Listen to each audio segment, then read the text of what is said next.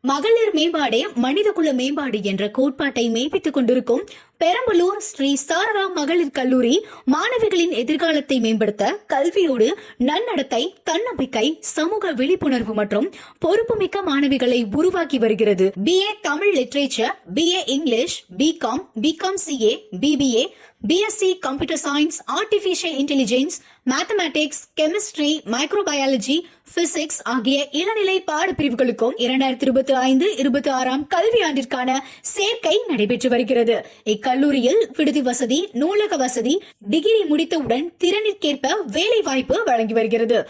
இலவச பேருந்து வசதியும் ஏற்பாடு செய்யப்பட்டுள்ளது.